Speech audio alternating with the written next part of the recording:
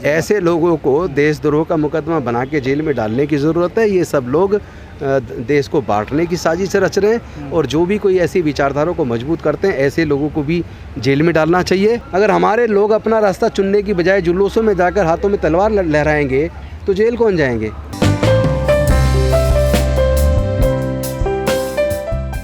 मैं पूरे दुनिया के लोगों को बुद्ध पूर्णिमा की शुभकामनाएं देता हूं और एक बात कहना चाहता हूं कि अगर आप बुद्ध के संदेश को अच्छे से समझेंगे और उसको अपने आचरण में लाएंगे तो दुनिया में जो औजार हथियार की होड़ लगी वो होड़ बंद हो जाएगी।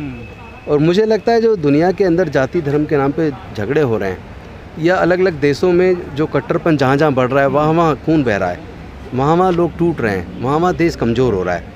तो मुझे लगता है कि बुद्ध पूर्णिमा पे सबसे अच्छा संकल्प ये होगा कि सब लोग इस बात का संकल्प लें कि हम समता, स्वतंत्रता, बंधुता और न्याय के रास्ते पर चल के सबको समान अवसर मिले, आपस में प्यार मोहब्बत का वातावरण पैदा हो, नफ़रत बिल्कुल ख़त्म हो। और एक चीज़ और मैं कहना चाहता हूँ, औजार हथियार जब कोई ख़रीदता है तो एक न एक दिन वो औजार हथियार का इस्तेमाल भी होता है और किसी न किसी का उससे खून भी होता है। औजार हथियारों से बचना चाहिए। कलम की जो ताकत होती है वो ज़्यादा बड़ी होती है। लोगों को चाहिए कि वो लोग औजार हथियारों से दूर होकर और जाति और धर्म के नाम पर किसी भी प्रकार का कोई उन्माद पैदा करे, समाज को बांटे, ऐसे लोगों को बायकॉट करो। चाहे वो कोई राजनीतिक पार्टी हो, चाहे कोई नेता हो या कोई समाज का संगठन हो, जो भी समाज को बांटने की कोशिश करे, जाति धर्म के नाम पर उन्माद पैदा करने की कोशिश करे, इनके बायकॉट करने की ज़रूरत है। और धर्म अगर लोगों के अंदर नफ़रत पैदा करे, धर्म अगर किसी कमज़ोर को सताने की बात करे, धर्म अगर जाति और धर्म के नाम पे किसी की हत्या करने की बात करे तो वो धर्म नहीं है, वो अधर्म है। और धर्म तो यही कर रहा है ना सर, पूरी दुनिया भर। नहीं, मैं क्या कह रहा हूँ, जो कर रहा है तो उसको लोगों को निर्णय लेना है कि जो अधर्म है उसको छोड़ दे और धर्म का रास्ता अपनाए। और धर्म के रास्ते में सबके लिए प्यार होता है, करुणा होती है, प्रज्ञा होती है, सबके लिए समता का भाव होता है, स्वतंत्रता, बंधुता का भाव होता है, सबको समान दृष्टि से देखने का भाव होता है, सबके लिए न्याय सुनिश्चित होता है। जहाँ सबके लिए न्याय सुनिश्चित ना हो, जहाँ आपस में प्यार सुनिश्चित ना हो, वो धर्म नहीं है, अधर्म है। लेकिन जब देश के प्रधानमंत्री किसी देश में जाते हैं तो वो कहते हैं मैं बुद्ध की धरती से आया हूँ, बुद्ध के देश से आया हूँ, लेकिन यहाँ देश में बुद्ध के लिए कुछ नहीं कर रहे। देखिए, प्रधानमंत्री जी क्यों करेंगे? सबका अपना अपना क्षेत्र है। जो लोग देश में एक जाति विशेष या एक धर्म विशेष को मजबूत करना चाहते हैं वो उनका अपना सोच है, वो उस पर काम कर रहे हैं। लेकिन जो लोग देश में भाईचारा पैदा करना चाहते हैं, पूरे समाज को एकजुट करना चाहते हैं, जो भारत को प्रबुद्ध भारत बनाना चाहते हैं, वो लोग ऐसे लोगों का बहिष्कार करके एकजुट हो जाएं और न्याय के रास्ते पे चलते हुए समता, स्वतंत्रता, बंधुता और न्याय के रास्ते को मजबूत करें। दलितों पर लगातार अत्याचार बढ़ते जा रहे हैं देश भर। उसका कारण है, उसका कारण है जाति। हम पूछते हैं आपके साथ क्यों उत्पीड़न हुआ, वो कहता है जाति की वजह से उत्पीड़न हुआ। अगर आप ये जान चुके हैं कि जाति की वजह से उत्पीड़न है, इसका मतलब जब तक जाति बनी रहेगी तब तक जातिगत उत्पीड़न बना रहेगा। तो अगर आप जाति से मुक्त हो जाएं तो जातिवाद से मुक्त हो जाएंगे, फिर जातिगत उत्पीड़न से भी मुक्त हो जाएंगे। और वही तो बाबा साहब चाहते थे, जाति से मुक्ति और प्रबुद्ध भारत का निर्माण। तो प्रबुद्ध भारत का निर्माण करने के लिए जातियों को छोड़ो और समाज को जोड़ो। ये जो आज मीटिंग है ये संघ को जोड़ने की तो है, तो सबको संघ बनाना चाहिए, ना कि टुकड़े टुकड़े में बट के समाज को बांटने की मुझे लगता है ज़रूरत नहीं है।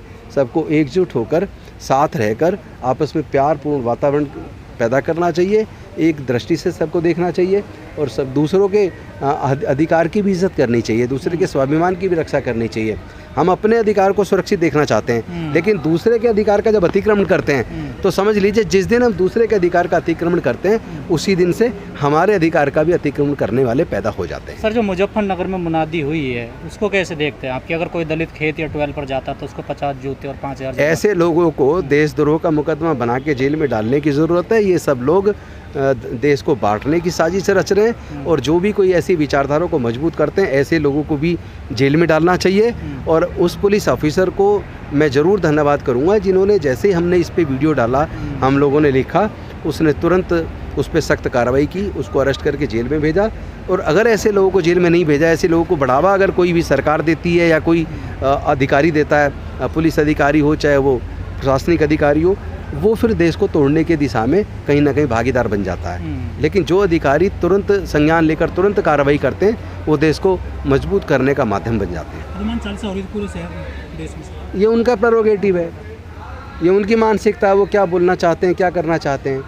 लेकिन हमारे लोगों को तो कोई ज़बरदस्ती तो है नहीं, हमारे लोगों को तो अपना रास्ता चुनना चाहिए। अगर हमारे लोग अपना रास्ता चुनने की बजाय जुलूसों में जाकर हाथों में तलवार लहराएंगे तो जेल कौन जाएंगे? जेल तो हमारे लोग जाएंगे ना। जो लोग दिमाग का इस्तेमाल करते हैं, जो दिमाग से खेलते हैं और एसी रूम में बैठते हैं, अपना उनका व्यापार डिस्टर्ब नहीं होता, उनकी इंडस्ट्री डिस्टर्ब नहीं होती, वो केवल बुद्धि का इस्तेमाल करते हैं और हमारे लोग उसकी बुद्धि के हिसाब से चलते हैं, तो विनाश तो हमारा होगा ना। हमें अपना मार्गदर्शन दूसरे से क्यों लेना? हमारा मार्गदर्शन तो डॉक्टर बाबा साहब अम्बेडकर करके गए हैं, तो बाबा साहब की बात को तो मानो। लेकिन दुखद ये है, लोग कहते हैं मैं बाबा साहब अम्बेडकर को मानता हूँ। बाबा साहब अम्बेडकर को मानते, उनकी बात को भी तो मानो, उनके विचार को अपने आचरण में भी तो लेकर आओ। जब आप अपने आचरण में नहीं लाते तो आप बाबा साहब को नहीं मानते, आप धोखा देते हो। क्या वजह विभाग क्या लेना देना ये सरकारी इशू अलग है, और दूसरी बात विभाग तो सारे भी चले जाएं। ये तो सुनिए एक मिनट, ये सब टेम्परेरी है विभाग वगैरह। असली तो अपना समाज, अपने समाज को इतना ताकतवर बनाओ ना। समाज ताकतवर बन जाएगा तो आपके कोई अधिकार पे टेढ़ी नज़र से देख भी नहीं पाएगा। 5,000 रुपये जुर्माना और 50 जूते लगेंगे। आप भी दलित हैं, डर तो नहीं लग रहा आपको? देखिए, डर तो वैसे नहीं लग रहा, इनसे तो नहीं लग रहा, लेकिन डर हमारे अपने जो हमारा जो मूवमेंट है देश के अंदर, जो दलित मूवमेंट, SC/ST का मूवमेंट था, वो गायब हो गया और डर उससे लग रहा है। क्योंकि आज जिस तरह के हमले हमारे उस पर संविधान से लेकर के और पूरे देश में जो SC/ST के कम्युनिटीज़ के ऊपर अलग अलग इलाकों में हो रहे हैं, तो डर उससे लग रहा है कि भैया जो हमारे लोग कर्णधार थे, लड़ने वाले थे, जिस समय काशीराम जी जब लड़ रहे थे, अकेले लड़ रहे थे, हमारा समाज इतना जागरूक नहीं था, पढ़ा लिखा नहीं था, गांव-गांव में रहते थे, तो उसके बावजूद उन्होंने इतना बड़ा मूवमेंट खड़ा कर दिया लोगों को जगा करके। और आज जब हमारे सैकड़ों पढ़े लिखे लोग हैं और जब शहरों में रह रहे हैं, सोशल मीडिया है, सब कुछ है, हर चीज़ से ताकतवर हैं, आज वो घरों में बैठे हैं, तो डर इस बात से लग रहा है, उनसे नहीं लग रहा। वो ज़्यादा क्या करेंगे? वो पीटेंगे, मारेंगे, ख़त्म कर देंगे जान से। इससे बड़ी बात कुछ नहीं है। लेकिन डर हमें अपने उन लोगों से लग रहा है जो घरों में बैठे हैं। सर्दी होती है तो कहते हैं बहुत सर्दी हो रही है, निकलते नहीं है रजाई ओढ़ के। बारिश होती है तो कहते हैं बारिश हो रही है, और जब गर्मी होती है तो गर्मी तो है ही है। तो इसीलिए डर हमें अपने लोगों से कमजोर हुआ तो इस वजह से मुनादी हो रही है। हाँ, बिल्कुल हो रही है। नहीं तो ये मुनादियाँ पहले कहाँ थी? जैसे जब BSP वहाँ पर मजबूत थी उत्तर प्रदेश में, चाहे वो सत्ता में कम सीटें आती थी या नहीं रहती थी, लेकिन जो इस बार जो रिजल्ट आए हैं जिसकी वजह से BSP पूरी तरह एक सीट आने से, तो उनको ऐसा लग रहा है, उनको वोट नहीं दिख रहा है, उनको ऐसा लग रहा है कि जैसे अब ये दलित मूवमेंट जीरो हो गया है। और हमारे जो दूसरे लीडर हैं जिनको सबको मिल करके, ठीक है, आप पॉलिटिक्स अपनी अलग करो, संगठन अपने अलग चलाओ, मगर राष्ट्रीय स्तर पर एक आप कुछ कॉमन मिनिमम प्रोग्राम बना सकते हो, कोई फेडरेशन बना करके एक साथ आ सकते हो, जिससे कि इस देश के अंदर जितनी भी ये शक्तियाँ हैं इनको डर तो पैदा हो कम से कम, कि भैया कम से इनको अब देखो इस देश में जब 22वीं सदी में दुनिया जा रही है और पूरी दुनिया को कह रही है भैया हम चांद पे फ्लैट बन गए और सूरज पे और कहाँ पहुँचने वाली है,